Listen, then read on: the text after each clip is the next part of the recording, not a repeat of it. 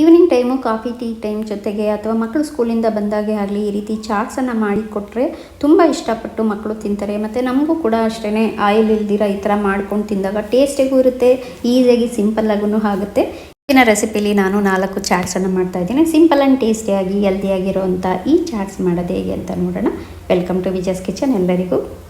ಈಗ ಮೊದಲಿಗೆ ನಾನು ಮಕಾನ್ ಬೇಲನ್ನು ಮಾಡ್ತಾಯಿದ್ದೀನಿ. ಮಕಾನ್ ಬೇಲ್ ಮಾಡೋದಕ್ಕೆ ನಾನಿಲ್ಲಿ ಸ್ಟವ್ ಆನ್ ಮಾಡಿ ಒಂದು ಪ್ಯಾನ್ಗೆ 2 ಟೀ ಸ್ಪೂನಷ್ಟು ಎಣ್ಣೆ ಹಾಕ್ಕೊಂಡಿದ್ದೇನೆ. ಮತ್ತು ಇದಕ್ಕೆ ಸ್ವಲ್ಪ ಅರಿಶಿನ, ಸ್ವಲ್ಪ ಬ್ಲ್ಯಾಕ್ ಸಾಲ್ಟು, ಸ್ವಲ್ಪ ಚಾಟ್ ಮಸಾಲ ಮತ್ತು ನಾರ್ಮಲ್ ಸಾಲ್ಟು ಸ್ವಲ್ಪ, ಮತ್ತು ಇದಕ್ಕೆ ಹಚ್ಚಿ ಖಾರದ ಪುಡಿ ಇಷ್ಟು ಹಾಕಿ ಕಡಿಮೆ ಉರಿಲೇ ಇಟ್ಕೊಂಡು ಸ್ವಲ್ಪ ಇದೆಲ್ಲನೂ ಚೆನ್ನಾಗಿ ಮಿಕ್ಸ್ ಮಾಡ್ಕೊಳ್ಳೋಣ. ಮಿಕ್ಸ್ ಮಾಡ್ಕೊಂಡಾದಮೇಲೆ ಇದಕ್ಕೆ ನಾನು 1 ಬೌಲಷ್ಟು ಇಲ್ಲಿ ಮಕಾನನ್ನು ತೊಗೊಂಡಿದ್ದೀನಿ. ಕನ್ನಡದಲ್ಲಿ ತಾವರೆ ಹೋದ ಬೀಜ ಅಂತಾರೆ, ಇಂಗ್ಲೀಷ್ನಲ್ಲಿ ಲೋಟಸ್ ಸೀಡ್ಸ್ ಅಂತಾರೆ.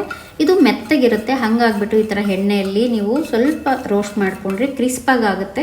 ಮತ್ತು ಉಪ್ಪು ಖಾರ ಎಲ್ಲ ಹಾಕ್ಬಿಟ್ಟು ರೋಸ್ಟ್ ಮಾಡೋದ್ರಿಂದ ಹಾಗೇನೂ ತಿನ್ಬೋದು, ಮಕ್ಕಳಿಗೆ ಕೂಡ ತಿನ್ನೋದಕ್ಕೆ ಹಾಗೆ ಕೊಡ್ಬೋದು. ತುಂಬ ಟೇಸ್ಟಿಯಾಗಿ ತುಂಬಾ ಚೆನ್ನಾಗಿರುತ್ತೆ. ಈಗ ಇದನ್ನು ಒಂದು 2 ರಿಂದ 3 ನಿಮಿಷ ರೋಸ್ಟ್ ಮಾಡ್ಕೊಂಡಾದ್ಮೇಲೆ ಲೋ ಫ್ಲೇಮ್ನಲ್ಲಿ ಇಟ್ಟು ಇದನ್ನು ತೆಗೆದು ಒಂದು ಬೌಲಿಗೆ ಹಾಕ್ಕೊಳ್ತಾ ಇದ್ದೀನಿ. ಈಗ ಇದಕ್ಕೆ ಸಣ್ಣಗೆ ಹೆಚ್ಚಿಟ್ಕೊಂಡಿರೋ ಅಂಥ ಈರುಳ್ಳಿ, ಟೊಮೆಟೊ, ಹಸಿಮೆಣ್ಸಿನ್ಕಾಯಿ ಮಕ್ಕಳು ತಿನ್ನೋಂಗಿದ್ರೆ ಸ್ಕಿಪ್ ಮಾಡಿ. ಮತ್ತು ಕಡಲೆ ಬೀಜನ ಹುರಿದು ಸಿಪ್ಪೆ ತೆಗೆದು ಬೇಳೆ ಥರ ಮಾಡಿ ಹಾಕ್ಕೊಂಡಿದ್ದೀನಿ. ಸ್ವಲ್ಪ ಸಾಲ್ಟು, ಕೊತ್ತಂಬರಿಯನ್ನು ಹಾಕಿ ಸ್ವಲ್ಪ ಇದಕ್ಕೆ ನಿಂಬೆಹಣ್ಣಿನ ರಸ ಹಾಕ್ಕೊಂಡಿದ್ದೀನಿ. ಮತ್ತು ನಿಮಗೆ ಯಾವ್ದು ಇಷ್ಟ ಆಗುತ್ತೋ ಅದು, ಮೂಂಗ್ ದಾಲ್ ಇಷ್ಟ ಆದರೆ ಮೂಂಗ್ ದಾಲ್ ಕೂಡ ಹಾಕ್ಕೋಬೋದು. ಮತ್ತು ಆಲೂ ಭುಜಿಯಾ ಅಥವಾ ಸೇವು ಅಥವಾ ನೀವು ಖಾರ ಬುಂದಿ ಕೂಡ ಹಾಕ್ಕೊಂಡು ತಿನ್ಬೋದು. ಈ simple and ಟೇಸ್ಟಿಯಾಗಿರೋವಂಥ Makaan bail diet ಮಾಡೋರಿಗಂತೂ ತುಂಬಾ ಒಳ್ಳೆ ಚಾಟ್ಸ್ ಅಂತ ಹೇಳ್ಬೋದು. ಸಿಂಪಲ್ ಟೇಸ್ಟಿಯಾಗಿರೋವಂಥ ಮಕಾನ್ ಬೇಲ್ ರೆಡಿ ಆಯಿತು.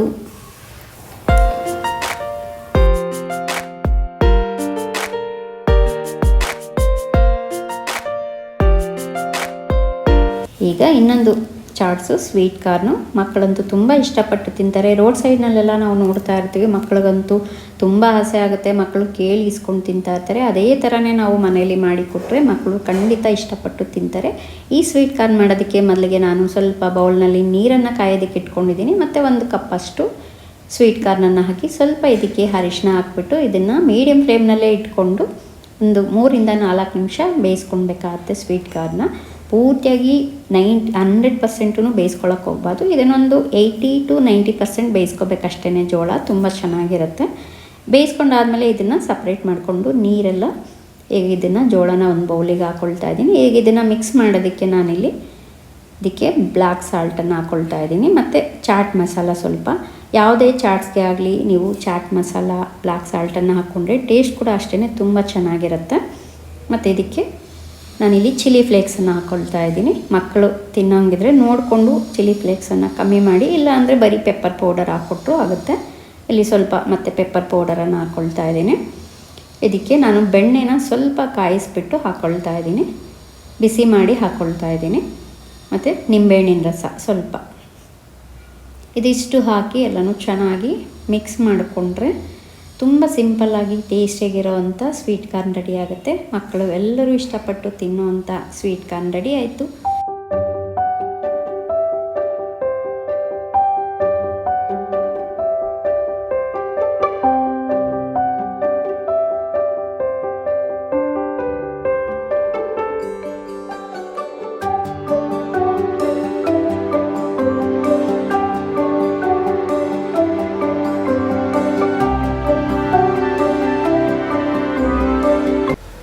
ಈಗ ಇನ್ನೊಂದು ಚಾಟ್ಸನ್ನು ಮಾಡೋದು ನೋಡೋಣ. ಇಲ್ಲಿ ನಾನು ಸೋಯಾ ಚಿಪ್ಸನ್ನು ತೊಗೊಂಡಿದ್ದೀನಿ. ಇದು ನಾವು ಅಂಗಡಿಯಿಂದ ತೊಗೊಂಬಂದು ಹಾಗೆ ತಿಂತಾ ಇರ್ತೇವೆ.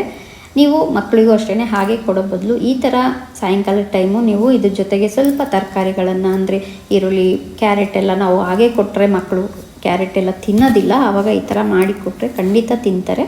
ಇಲ್ಲಿ ನಾನು ಸೋಯಾ ಚಿಪ್ಸನ್ನು ಒಂದು ಬೌಲಿಗೆ ಹಾಕ್ಕೊಂಡು ಇದಕ್ಕೆ ಸ್ವಲ್ಪ ತುರಿದಿರೋವಂಥ ಕ್ಯಾರೆಟ್ ತುರಿ, ಈರುಳ್ಳಿ, ಮತ್ತು ಇದಕ್ಕೆ ಸ್ವಲ್ಪ ನಾನು ಮಾವಿನಕಾಯಿನ ತುರಿದ್ಬಿಟ್ಟು ಹಾಕ್ಕೊಂಡಿದ್ದೀನಿ. ಮಾವಿನಕಾಯಿ ಇಲ್ಲ ಅಂದರೂ ಪರವಾಗಿಲ್ಲ, ಇದಕ್ಕೆ ನೀವು ಚಾಟ್ ಮಸಾಲ ಹಾಕ್ತೀವಿ, ಅದರಲ್ಲೇ ಸ್ವಲ್ಪ ಹುಳಿ ಬರುತ್ತೆ. ಇದಕ್ಕೆ ನಾನು ಮೂಂಗ್ ದಾಲನ್ನು ಹಾಕ್ಕೊಂಡಿದ್ದೀನಿ, ಮತ್ತು ಆಲೂ ಭುಜಿ ಹಾಕ್ಕೊಂಡಿದ್ದೀನಿ, ಮತ್ತು ಗ್ರೀನ್ ಚಟ್ನಿ, ಸ್ವಲ್ಪ ಕೊತ್ತಂಬರಿ, ಬ್ಲ್ಯಾಕ್ ಸಾಲ್ಟು, ಚಾಟ್ ಮಸಾಲನ್ನು ಹಾಕ್ಕೊಳ್ತಾ ಇದ್ದೀನಿ. ಇಷ್ಟು ಹಾಕಿ ಚೆನ್ನಾಗೆಲ್ಲನೂ ಮಿಕ್ಸ್ ಮಾಡಿಕೊಂಡ್ರೆ ಸಿಂಪಲ್ ಆ್ಯಂಡ್ ಟೇಸ್ಟಿಯಾಗಿರೋವಂಥ ಸೋಯಾ ಚಿಪ್ಸ್ ಚಾಟ್ಸು ರೆಡಿ ಆಯಿತು.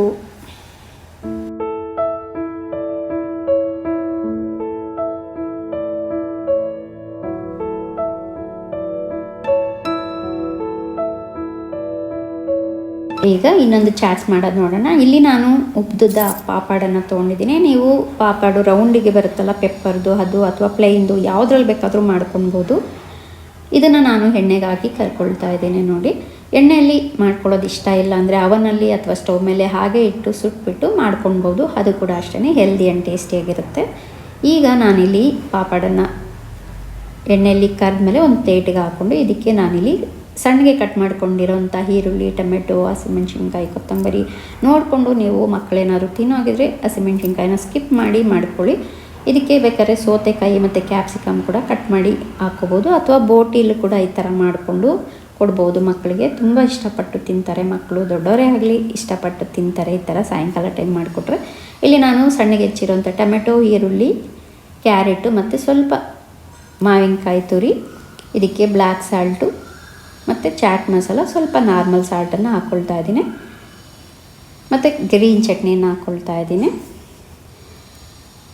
ಲಾಸ್ಟ್ಗೆ ಕೊತ್ತಂಬರಿ ಮತ್ತು ನಿಮ್ಗೆ ಯಾವುದು ಇಷ್ಟ ಆಗುತ್ತೋ ಬೂಂದಿ, ಖಾರ ಬೂಂದಿ ಆಗಲಿ, ಸೇವ್ ಆಗಲಿ ಅಥವಾ ಆಲೂ ಭುಜಿ ಆಗಲಿ ಯಾವುದಾದ್ರೂ ಹಾಕ್ಕೊಂಡು ತಿನ್ಬೋದು. ಅಥವಾ ಮೂಂಗ್ ದಾಲ್ ಇಷ್ಟ ಆಯ್ತು ಅಂದರೆ ಮೂಂಗ್ ದಾಲ್ ಕೂಡ ಹಾಕ್ಕೊಂಡು ತಿನ್ಬೋದು. ಸಿಂಪಲ್ ಆ್ಯಂಡ್ ಟೇಸ್ಟಿಯಾಗಿರುತ್ತೆ ಮತ್ತು ಹೆಲ್ದಿಯಾಗೂ ಇರುತ್ತೆ. ಈ ಸಿಂಪಲ್ ಆ್ಯಂಡ್ ಟೇಸ್ಟಿಯಾಗಿರೋಂಥ 4 ಚಾಟ್ಸು ನಿಮ್ಗೆ ಇಷ್ಟ ಆಗಿದ್ದರೆ ಲೈಕ್ ಮಾಡಿ, ಶೇರ್ ಮಾಡಿ, ಕಮೆಂಟ್ ಮಾಡಿ. Thank you for watching.